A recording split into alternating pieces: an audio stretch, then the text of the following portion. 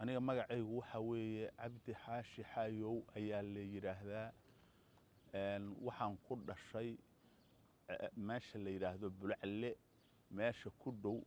oo magaceeda la yiraahdo Xaashi Dirac meel la yiraahdo oo Bulcalle ku dhow oo gobolkan Dhusamareb qaasatan degmada Dhusamareb ka tirsan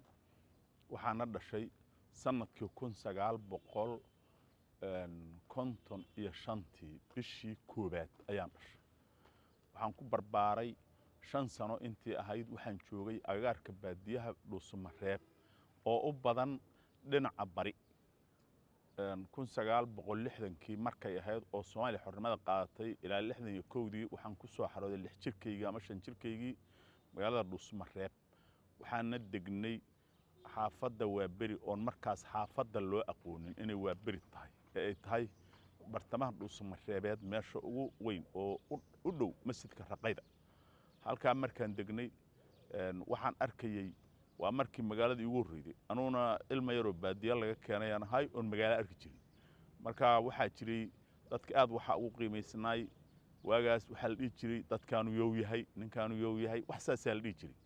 caruurtu waa googaysan jireen waa hiirooysan jireen hiirootan wax la yiraahdo taariikhda Soomaalidu aad bay u fiicnayd gabayada iyo wax aynkaasi hal abuurada dhan aad bay u qiimeysnaayeen sida gabdhaha mahmaahyadooda baraamburka oo kale waxa weeye warkaas waxa jiray waxyaalka aan xusuusto waxa kamid ahayd ganacsiga magaalada dadka Soomaalida ah oo degan oo deegaanka oo Soomaalida gobolada dhaxa iyo dadka kale oo Carabta sideeda oo kala waxa badnaay ama waxaaba aad iyo aad u muuqaal fiicnaa dadka Carabta guriyaha way wada lahaayeen guriyo Carabu leedahay haddana waa ku yaalaan haddeertaana waa ku yaalaan waagaasna ganacsi iyo chief buu u lahay qabiil Soomaali ah oo aan magaalada Dhusamareb guri ku lahayn ma jiro ismaha markii la soo galo Soomaali oo Dhusamareb ku taxalluqa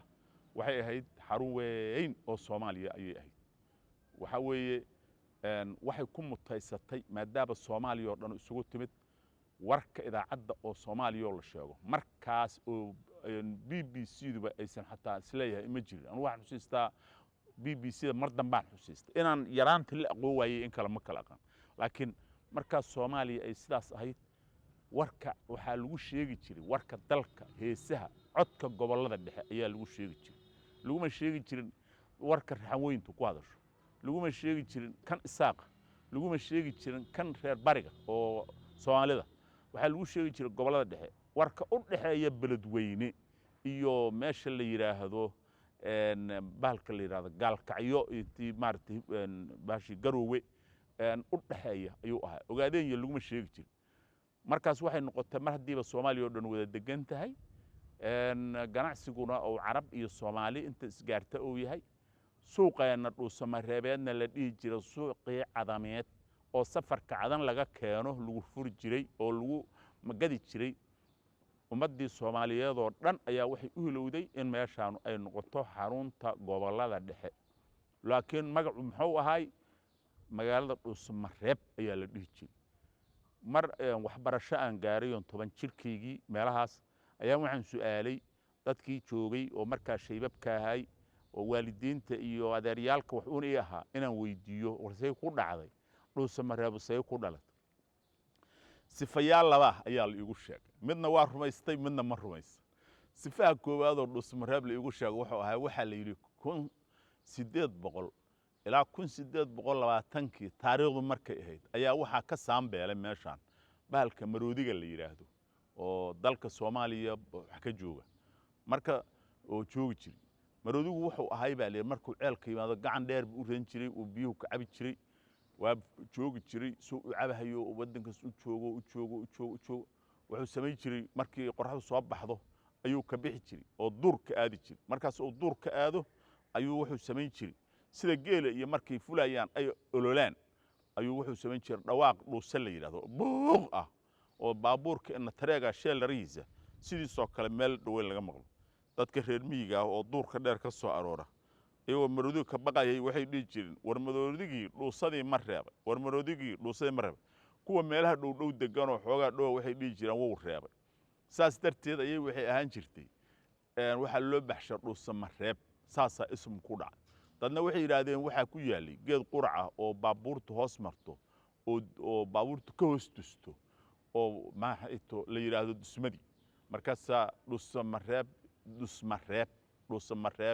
Dhusamareb nina waa ka soo dhacay baa geedkii la haray saas ayaa labada lagu sifeeyay markii aan garto anigu mar hadda laga joogo 60kii ama 59kii laga joogo waxaan is leeyahay ma aanan arag anigu qurac laga hoos tusaayo iyo qurac waaweyn oo ku agtiltil qurac waa jirta laakiin shaaga wax qurac ku dhow marag maadaama aan arag waxaan rumaystay Dhusamarebto inay maroodiga afaarihiisa ku xirxiranta saas darteed meeshaan waxay noqotay xarunta koobaad oo ciidamada qaybta 12 la isku keenay waxaan hubaa hadda dhowna tirakoob aan wax ka qaaday aan ku aragnay 60 ilaa 70 xarumood ilaa 70 xarumood oo midda ugu yar hal qol tahay inta kalena ay ka mid tahay xarun 1 kiiloomitir ka weyn 1 kiiloomitir ama 2 kiiloomitir 1 kiiloomitir uruftar waxay ahayd meel askartu u soo marka loo soo wado oo la yiraahdo Dhusamareb baa lagu bedeli dadku way nacbaayeen Dhusamarebta dadka aan deganayn oo aan deegaanka dhow ahayn waxayna ku nacbaayeen dadka ayaa waxay dad aad u firfircoon waxay ahaayeen dad aad iyo aad khibrad badan u leh waxay ahaayeen dad garanaya gobonnimada dadka lagu soo dhaweeyo iyo waxa dadka lagu sharfo waxay ahaayeen baateeninku gabyayayo gabay ayuu wuxuu ku yiri bariyaha kamida oo dadka ku ammaanayo ibliis baa kala xiray Soomaaliya dadka dega ama Dhusamareb dadka dalacataba waa isugu tiilay wada talada gooyerigeeda duu tagay taariikhda wadaad beelay toobadkeen jecel taajir iyo faqiir beelay toos foof tagay arday tarbiyada qaatay tacabir diimeedi habla kala tilaabay leeyahay tolosisiiyay ummadii tabtaas soo ahayd hadda kala tag weeyaan markii xoogaa balaayadu ay soo cusboonaanaysay haddana waxa uu talshuur kuwa toobad daba seegayo markii balaayadu soo socotay marka meesha maxaa kaaga muuqanayo hooyo gabdhaha jooga waagaas oo islaamaha hooyooyinka oo joogay Soomaaliya oo dhan bay u dhamaayeen waxa laga helayay Soomaaliya bari waxa laga helayay Soomaaliya koonfur waxa laga helayay Soomaaliya qoqooyi waxa laga helay hooyooyin isaaqa hooyooyin majeerteena hooyooyin ogaadeena hooyooyin dhulmahantaa hooyooyin maxay tii sheeg abgaala dadka dhan waa laga helay maxaa keenay dad qofkii timaada meel nolol ka helaysay meel hoggaankeedu fiican yahay meel gabadhii laga booyiyo amaal mariyo wanaag fiican laga tirtiray waxay ahayd meel ninka gabadha qaba laga qiimeeyo waxay ahayd meel ninka gabadha maxay gabadhiisa la qaba laga qiimeeyo meel xididnimada iyo xaragada iyo sharaf ku dhaqan yahay meel xoolaha gabdhaha la iska siiyo aad iyo aad u wanaagsan yihiin oo qancin fiican leeyihiin meel waxay ahayd ninka garaadaha qaata iyo ninka aan garaadaha qaadanba ku wada noolaan karaan saas darteed waxay mudatay in ay noqoto xaruntii ugu weyneed markii xamar laga soo reebo inta Soomaaliya xarun la geeyo kale waxayna dib u noqotay oo ay hadda wali ku sugan tahay dadkeedu hadda anu waxaan ka warqabaa iyadoo dhab iga ah in ay jecel yihiin dhaqankoodii hidaha dhaqankooda ahay iyo sharafkooda in dib ugu laabtaan ay jecel yihiin hadda Soomaaliyada imaanayso dhan inay soo aruurshaan hooyo Soomaaliyeed ay noqdaan markii waxay ku misaalan yihiin qofka xubinta caloosha la yiraahdo meesha uga taalo waxay diyaar u tahay magaaladan markaan run Ilaahay sheego anon amaanin oo aan wax been sheegayn inay noqoto ummadda Soomaaliyeed meeshii laga xiriirin lahaa ama lagu xiriirin lahaa ama laga wanaajin lahaa waxay diyaar u yihiin inay haddii dawladdu hadda la shaqeeyaan waxay diyaar u yihiin ayaga laftoodu Soomaaliya oo dhan baa burburtay balaayo noqotay inay dawlad noqdaan dawladdaas oo aan ku qasisnayn ayaga Soomaaliya oo dhan kala gaarta waxay u diyaar yihiin inta Soomaaliya jeegay xataa caalamka oo dhan meel muuqata inay noqdaan laakiin sabanku annaasu ibn sabana li saban xunu waa balaayo dawlad aan waa balaayo hajuumiyad tira badan oo kalena way qabtaa oo Ilaahay ka soo aruuriye xoogaa maaragtay waxa la yiraahdo hagardaamo waxa la yiraahdo haddaan sii jilciyo hagar baas balaayaha ku jirto oo aan banaanka ka oo faragelin iyo wax xun ah maadaama aanu nin odayo inta jooga anahay maalinka Soomaaliya xornimada qaadatay oo taariikhdu ay ahayd 1960kii iyo maanta oo la joogo wax kasta oo Soomaaliya maxay tahay gobolada dhexe soo mareen nin aad ula socdaana xarumihii haddeertaan wax dhisan iyo waxaan dhisanayn bay isugu jiraan inta dhisan magaalada dadka jooga diyaar waxay u yihiin in lagu shaqeeyo xarumihii ku shaqeeyaan inta kalena diyaar waxay u yihiin in haddeer la dhiso oo haddii qof miskiin oo qol xun oo jeengada ka dhistay in laga wado oo laga bixiyo sida aan ka warqabo xog ahaan ahna dadka xataa degan oo qolalka xuma jeengada ka dhistay inay ka guuraan rabaan mulkiyad kuma rabaan baahi ayaa ku hay sidaas darteed